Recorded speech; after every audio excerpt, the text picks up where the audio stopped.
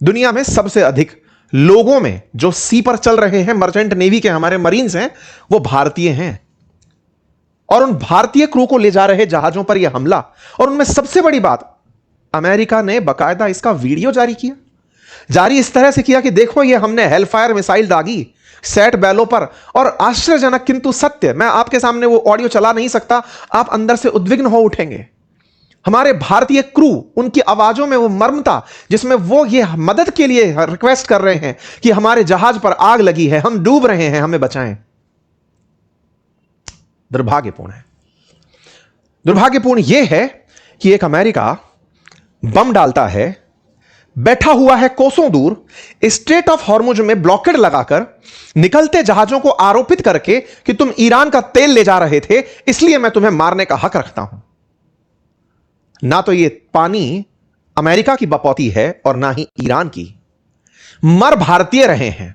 दुख इस बात का है कि चुप भी हम हैं। क्या लेकर बैठे हैं हम, क्यों दब रहे हैं हम, ये सवाल समस्त भारतीय पूछ रहे हैं। 3 दिन में 3 जहाज, इस पर मैंने कल भी सेशन किया था जब जहाजों पर हमला हुआ था, लेकिन भारतीय शब्द यूज नहीं किया था।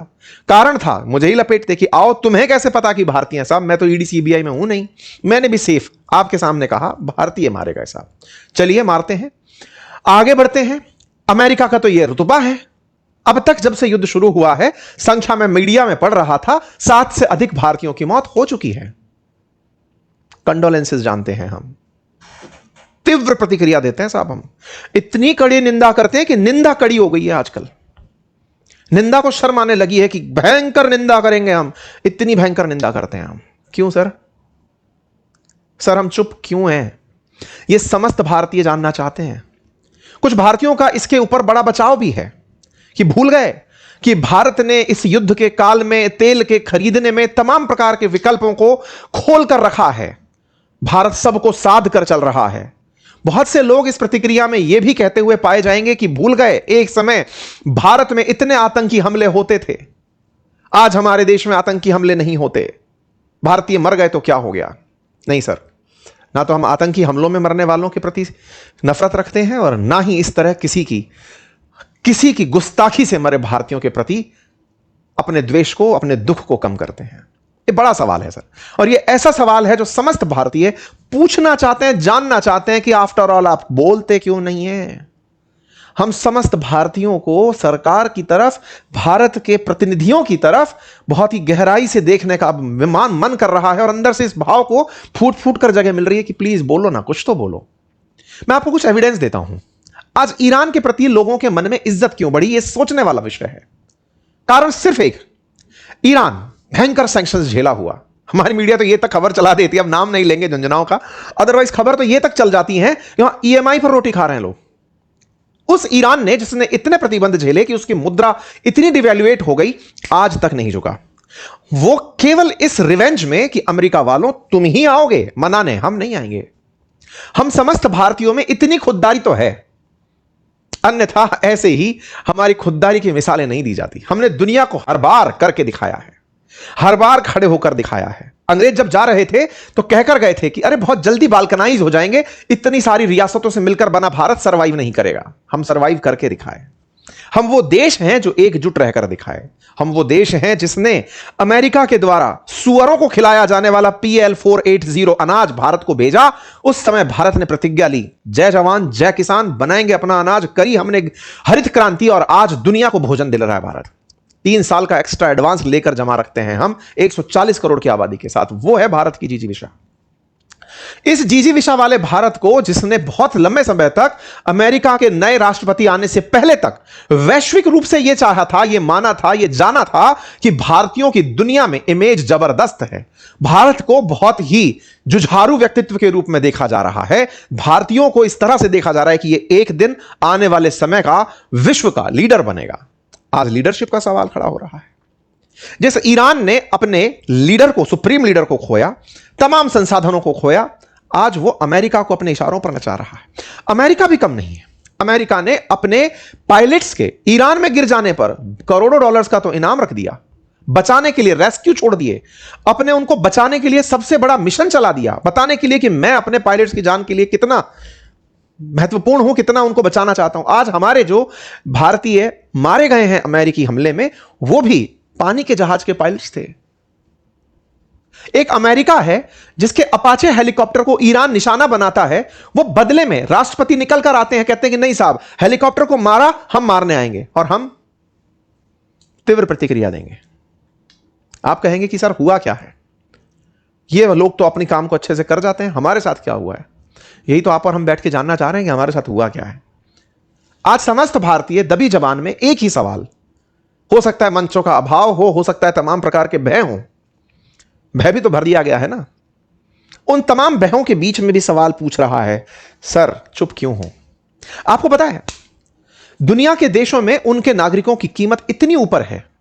इंटरेस्टिंग फैक्ट है, जब अमेरिका आ रहा था ईरान पर हमला करने के लिए, तो स्पेन जैसा देश जिन्हें पिग्स कंट्री काउंट किया जाता था, मतलब समझिएगा आप, ये यूरोप के कुछ ऐसे देश हैं जिसमें ग्रीस भी है, स्पेन भी है, पुर्तगाल भी है, ये वो देश हैं जिनके पास कर्ज बहुत ज्यादा बढ़ गया था। इनके यहां पर कर्ज के चलते इन्हें यूरोप के अंदर पिग्स कंट्री कंसीडर किया जाता था। जैसे नॉर्थ इंडिया के अंदर, उत्तर भारत के अंदर बीमारू राज्य कहते थे ना, TFR की बढ़ी हुई नंबर के ऊपर, ऐसे इन पिग्स कंट्रीज में से एक देश स्पेन ने अमेरिका को मना कर दिया कि मैं अपनी जमीन का इस्तेमाल ईरान पर हवा हमले करने के लिए नहीं होने दूंगा।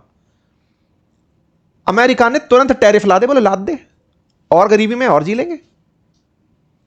और एक उदाहरण देता हूं, इटली, मेलोडी इतनी चॉकलेटी क्यों है वाला इटली, इसके दो ऐसे ही जहाज चलाने वाले पायलट्स ने या सी फेरर्स ने हमारे 2 नागरिकों को मार दिया, यह समझ करके कि समुद्री लुटेरे हैं। भारत ने अपने यहां पर उनको पकड़ने का चाहत रखा, रोक कर रखा। वो यहां से बोलकर गए कि साहब हम इटली जा रहे हैं वोट देने के लिए, हमें इजाजत दें। आए नहीं भाई साहब, देश अटक गया इस बात पर, भारत इटली के संबंध खराब हो गए, पर वो अपने नागरिकों की जान के लिए एकदम अड़ गए कि नहीं साहब, हमारे नागरिक तो हमारे। दुनिया भर के उदाहरण हैं। आज इजराइल की कहानियां सुनते हैं, मोसाद यह करता है कि अगर कोई भी इजरायली की जान चली जाए तो मारने वाले को ढूंढ ढूंढ कर मारता है, और हम, अरे छोड़ो, एक इंटरेस्टिंग चीज आप भूल रहे हैं, ये भूल रहे हैं, पन्नू भारतीय था, अमेरिकी नागरिकता लेकर अमेरिका में रहता है, आए दिन भारत को थ्रेट देता है। अगर हम अमेरिका हुए होते तो इसको कानूनी रूप से घुसकर मार रहे होते तो भी तारीफ हो रही होती।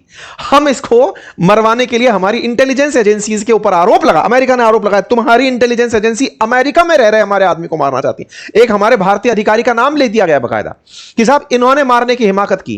भारत को बकायदा अमेरिकी अधिकारी, अमेरिकी NSA, जैक सुलिवान जैसे लोग आकर के कह के जा रहे हैं ये तो गलत कर रहे हो आप लोग, हमें अंतरराष्ट्रीय रूप पर इस तरह से ट्रीट किया जा रहा है कि तुम्हारी इतनी हिम्मत। आप पूछेंगे कि क्या हमें अचानक आत्मसात हुआ है क्या, कि हमारी बहुत ज्यादा बेइज्जती हो गई है? नहीं मेरे प्यारे साथियों, भारत की यह चुप्पी बड़े सवाल खड़े करती है। मैं आपको ज्यादा नहीं, थोड़ा सा पीछे लेके चलता हूं। बात 2013 की है। भारत की एक IFS अधिकारी, विदेश सेवा की अधिकारी थी, देवयानी खोबरगाड़े। ये अमेरिका में पोस्टेड थी। इनके साथ में ये एक मेड लेकर गई, कर्मचारी लेकर गई। उसकी तनख्वाह जितनी कमिट करके गई उतनी नहीं दी बताई, उसने केस कर दिया। अमेरिका की फोर्सेस ने, पुलिस ने पकड़कर देवयानी को जेल में डाल दिया, और एक वियना कन्वेंशन से बंधे हुए भारतीय सेवा के अधिकारी को वहां पर आम कैदियों की तरह रखा, और जांच भी, कहा जाता है कि कपड़े उतार कर जांच की गई। इस बात का देवयानी ने जब विरोध किया, भारत में जब विरोध हुआ, तो आपको जानकर आश्चर्य होगा, उस समय की तत्कालीन सरकार ने, मनमोहन सिंह सरकार थी उस समय पर, US एम्बेसी के बाहर से दिल्ली पुलिस की ब्लॉकेड हटा दी कि यहां से सिक्योरिटी हटाओ इन सब की। इन अमेरिकियों को दिल्ली के एम्बेसी के अंदर, दिल्ली में बैठी हुई US एम्बेसी के बाहर कोई भी सुरक्षा देने की जरूरत नहीं। सदन में बहस चली इस बात के ऊपर। अमेरिकी अधिकारियों को भारत के अंदर समकक्ष अधिकारियों से बात करके माफी मांगनी पड़ी कि साहब गलती हो गई। बाकायदा हेडलाइन बनी थी, स्ट्रिप सर्च। भारत के अधिकारी को इतना जब ह्यूमिलिएट किया गया था, भारत के अंदर प्रोटेस्ट शुरू हो गए थे। बराक ओबामा का शासन था, उनका मानना था हमें तो पता ही नहीं था इतनी बड़ी घटना हो जाएगी। भारत की प्रतिक्रिया, यह केवल एक बार का मौका नहीं है, आप थोड़ा और पीछे चलिए। भारत ने वो सब, देवयानी खोरबंदे तो बहुत बड़ा मामला रहा, और थोड़ा अगर हम पीछे चलें, उसके बाद में आप निकलते हुए पहुंचेंगे तो आपको पता चलता है अटल जी का टाइम भी पता चलता है, आऊंगा मैं उस पर। लेकिन यह महाशय 2026 में हम पर टैरिफ ला दे, हम चुप थे। हमको हेल होल बोले, हम चुप थे। पाकिस्तान को विजेता घोषित किए, हम चुप थे। पाकिस्तान के साथ में हमारे इतने जहाज गिर गए, ये बोले, हम चुप थे। हमारे भारतीयों के ऊपर हमले अमेरिका कर रहा है, हम चुप हैं। और चुप होने के नाम पर प्रतिक्रिया स्वरूप ये शोभा नहीं देता। मतलब ये ऐसी बात है कि हमारी जितनी इतनी पावरफुल कंट्री, पावर और कुछ नहीं तो साहब हम वो देश के लोग हैं जिन्होंने जब पाकिस्तान से युद्ध लड़ा था ना, लाल बहादुर शास्त्री जी ने भारतीयों से आह्वान किया था कि हे भारतीयों, दिक्कत है हमारी सेना के पास, खाद्यान्न पहुंचाना है हमें। वो युद्ध लड़ने गए पाकिस्तान के साथ, भोजन का अभाव है, अगर आप मेरे साथ एक वक्त का उपवास रख सकते हैं ताकि हमारे जवानों को भोजन की सप्लाई बनी रहे, नारा दिया जय जवान जय किसान। भारतीयों ने व्रत कर लिए थे, अपनी इज्जत बचाने के लिए एक वक्त का भोजन भारतीयों ने त्याग दिया था, और किसानों ने पूरी जुझारूपंथी से भोजन पैदा करके दिखाया था। युद्ध तब भी हमने लड़ा था, सरेंडर हमने तब नहीं किया था। बड़े सवाल हैं, और ये सवाल समस्त भारतीयों के मन में है। ये ऐसे सवाल हैं जिसके पास जाएंगे उतने बड़े सवाल बनेंगे। विदेश मंत्रालय इतनी पावरफुल पोजीशन में होने के बावजूद भी हमारी जितनी भी परेशानियां हैं, परेशानियां आए जा रही हैं। मतलब आप सोचिए कि हम कह रहे हैं पलाऊ फ्लैग्ड एक जहाज था जिसके पीछे, पलाऊ को मैं नक्शे पे दिखाऊं आपको, ये देखो, ये भारत मानचित्र में देखोगे तो दिखेगा कि विशाल का है भारत। पलाऊ दिखाऊं, ढूंढो ढूंढो ढूंढो, यहां जाकर के कहीं आपको इत्तू सा पलाऊ, मतलब मैप में जिन्हें कभी आप डॉट समझ करके कंट्री नहीं मानते थे, ऐसा एक डेट डॉट सा देख, पलाऊ नाम है इसका। इसका विकिपीडिया पर जानकारी दिखाऊं, 17,695 की आबादी है। वर्ल्ड बैंक का मानना है 2024 की आबादी है ये इसकी, है। इसके पीछे दुनिया का 15.9% ट्रेड हो रहा है। ये फर्जी देशों की तरह काम कर रहा है। कैसे कर रहा है समझाता हूं मैं आपको। कार जीप बस जब आप लेकर आते हैं, कई बार आपको पता चलता है ना, डिफरेंट स्टेट्स के अंदर कहीं टैक्स कम है, कहीं टैक्स ज्यादा है, ये सुना होगा। जहां कम टैक्स है कहीं ज्यादा टैक्स है, ये जब आप सुनते हैं तो इसी टैक्सेशन में कंट्रीज का नाम भी आता है। पानी के अंदर जब जहाज चलते हैं ना, तो वो जहाज क्या करते हैं, अपनी मर्जी माफिक झंडा लगवा लेते हैं। किस देश का झंडा? बोले जिसका सस्ता पड़ेगा उसका झंडा लगा लेंगे। फ्लैग ऑफ कन्वीनियंस कहते हैं इसे। फ्लैग ऑफ कन्वीनियंस क्यों अपनाया जाता है? दुनिया भर के लगभग 15.9% जो पानी के माध्यम से ट्रेड हो रहा है ना, वो पलाऊ के नाम पर हो रहा है। उसने कह रखा है फोन पे मांग लेना, मैं झंडा दे दूंगा, मतलब मुझे फीस दे देना, बस मैं आपको अपने जहाज को अपने यहां रजिस्टर कर लूंगा। ऐसे पलाऊ है, आप नाम नहीं जानते इनमें से कई देशों का। मार्शल आइलैंड ढूंढने निकलोगे नहीं मिलेगा, लाइबेरिया, माल्टा, बहामास कहां खोजोगे?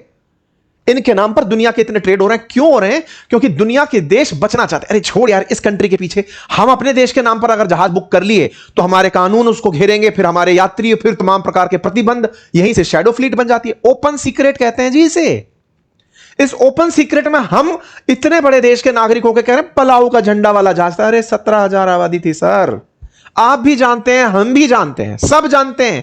दुनिया का 15% ट्रेड करने वाला अगर एक पलाऊ जैसा देश होता, क्या बात कर रहे हो सर, हैं? 1/6 ट्रेड दुनिया का जो देश कर रहा है 17,000 की आबादी के साथ, भाई साहब दुनिया के सबसे बड़े लोग वहां रह रहे होते। पर छुपो साहब इसके पीछे, पलाऊ फ्लैग्ड था, मान लिया था पलाऊ फ्लैग्ड था, नहीं पता झंडा पलाऊ का था, देश कौन सा था जहाज का नहीं पता, मरा जो था वो भारतीय था सर। इस व्यक्ति ने टैरिफ लगाए हम पर, हम टैरिफ के डर में शांत रहे। जानकारी समस्त भारतीयों को हो, अटल जी ने जब परमाणु परीक्षण करवाया था ना, अमेरिकियों ने लाद दिए थे हमारे ऊपर प्रतिबंध। माल नहीं खरीदोगे, माल नहीं बेचोगे, बोले ठीक है झेल लेंगे, कम से कम देश पर अब कोई आंख उठाकर नहीं देखेगा, इसलिए आत्मरक्षा के लिए परमाणु बम बनाया जा रहा है। आज के अंदर हमारे मन में सबसे भीषण डर, मतलब कई बार चुप्पियां भी कई सवालों के दायरे में पहुंच जाती हैं, और उनमें से अब जो विपक्ष एक बात घुमाता है कि एप्स्टीन फाइल के कारण ऐसा हो रहा है, अब हर किसी के दिमाग में सवाल घुसने लगा, कई वास्तविकता में तो फाइल में नाम नहीं है। अरे तो अगर फाइल में नाम भी है तो माननीय प्रधानमंत्री जी, आप सीएम रह चुके हैं, इतना टाइम रह चुके हैं कि आपकी लीगेसी अपने आप में एक डिस्कशन का विषय है। मतलब देश के लिए उपलब्धि में अभी यह सबसे बड़ा कारण गिनाया गया कि 12 साल तक आप पीएम के निर्वाचित भारत के अंदर सबसे बड़े प्रधानमंत्री पद पर रह चुके हैं। विचारणीय तथ्य यह है कि हमें अपनी इस लीगेसी को किसी के ब्लैकमेल में, हम देश के अंदर सिखाते हैं ना लोगों को साइबर फ्रॉड में नहीं फंसना है, हम भारत के अंदर सिखाते हैं ना कि आपको किसी ने हॉस्टेज बना लिया, ब्लैकमेल कर लिया, क्या मानक स्थापित करेंगे अगर एक बार के लिए इसके कारण पूरा देश कॉम्प्रोमाइज हो रहा हो। हम देश के लोगों को सिखा रहे होते हैं, साइबर सिक्योरिटी के नाम पर सिखा रहे होते हैं, बड़े बुजुर्गों को सिखा रहे होते हैं कि सुनो, अगर आपको किसी ने फ्रॉड के दम पर हॉस्टेज बना लिया तो आपको नहीं डरना है, 1930 पे कॉल करना है, यही सिखाते हैं। आप देश को कॉल करिए ना, एक दिन मन की बात कर ही डालिए, अगर कुछ ऐसा है तो बोल डालिए, एक दिन फोन पर हड़का ही दीजिए कि क्या ही जा रहा है, ले खत्म। अमेरिका है ये वो अमेरिका है। इस एप्स्टाइन के बारे में भी हम समस्त देशवासी बढ़िया से जानते हैं, और जो नहीं जानते हैं वो भी जान लीजिए। ये वो अमेरिका है जिसमें अमेरिकी राष्ट्रपति के साथ पॉर्न स्टार के संबंध, ये जो ट्रंप बैठे हैं उन्होंने पॉर्न स्टार के साथ संबंधों को देखा है। पॉर्न स्टार ने आरोप लगाए, पैसे देके उसको चुप कराया, ये अमेरिका की चर्चा में रहा। उस अमेरिका में भारत के सांस्कृतिक मूल्यों को, हम अपनी छवि को बचाने के लिए वो हम पर आरोप लगा रहे हैं। निपटाइए। बहुत बार इस देश ने तमाम प्रकार की चीजें देखी हैं। अगर कुछ ऐसा है कि इसके कारण हम चुप हैं, जवाब दीजिए, अन्यथा यह सवाल बहुत बड़ा बना रहेगा। यह सवाल इसलिए बड़ा बना रहेगा कि ये दुनिया के जो देश हैं जो चुप हैं, हम उनकी तरह चुप नहीं रह सकते। हमारी 90% इंपोर्ट ऑयल का है। देश में लगातार पेट्रोल, डीजल, एलपीजी की कीमतें बढ़ रही हैं। आम आदमी का जीवन मुश्किल हो रहा है। भारत की इकोनॉमी गिर रही है। भारत से बहुत बड़ी मात्रा में, मैं गिनने बैठा था तो ये 3 लाख करोड़ रुपए इस ईरान वॉर के दौरान भारतीय बाजार से बाहर चले गए। इंडियन स्टॉक मार्केट धड़ाम स्थिति में जा रहा है। कल ही हम एक सेशन कर रहे थे, हमारा दूसरा जो चैनल बातें बाजार की, उस पर, कि भारत के इस युद्ध के दौरान भारत के अंदर से तो 3 लाख करोड़ भारतीय बाजार से बाहर चला गया। एफपीआई, फॉरेन पोर्टफोलियो इन्वेस्टर पैसा निकाल कर चले गए। इसी युद्ध से प्रभावित और देश हैं, साउथ कोरिया, जापान, ताइवान, उनका बाजार भागे जा रहा है। वहां आईटी स्टॉक्स में इन्वेस्टमेंट होता चला जा रहा है। तेजी से देश ऊपर बढ़ रहे हैं। हमें विचारने की आवश्यकता है। इंटरनल मैटर्स को आपने बखूबी निभा लिया। सरकार को इस बात की खूब सारी तारीफ मिले कि उन्होंने आंतरिक शांति को लेकर के बढ़िया काम कर लिया। हमारे देश में सुरक्षा, शांति, आतंकवाद से लड़ने की क्षमता सब आ गई।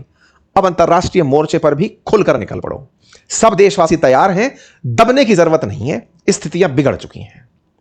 प्रधानमंत्री मोदी, आपका वही रूप पसंद है लोगों को जब आप दहाड़ते थे दुनिया के मंचों को। आज वही समय आ चुका है। उठाइए और शुरू हो जाइए। देखा जाएगा। सब चीजों से निपटने की भारतीयों को आदत है। कोरोना से निपटे, इस ट्रंप नामक बीमारी से भी निपटेंगे। आह्वान है समस्त भारतीयों का। यदि आप सब भी इस बात से सहमत हैं, जितने भी मेरे साथी मुझे सुन रहे हैं, तो पहले तो चैनल को सब्सक्राइब करके अपनी सहानुभूति दीजिए कि सही है कि आप इस बात पर साथ हैं देश के। वीडियो को लाइक करके बताइए कि हां, हम आपकी बात से सहमत हैं। कमेंट्स में अपनी प्रतिक्रियाएं देकर बताइए, और अगर आप मेरी बात से सहमत नहीं भी हैं तो भी कमेंट्स में अपनी प्रतिक्रिया दें और बताएं कि क्या बेहतर विकल्प हो सकता है। फिलहाल के लिए इतना ही। अपना ख्याल रखें। बहुत बहुत धन्यवाद।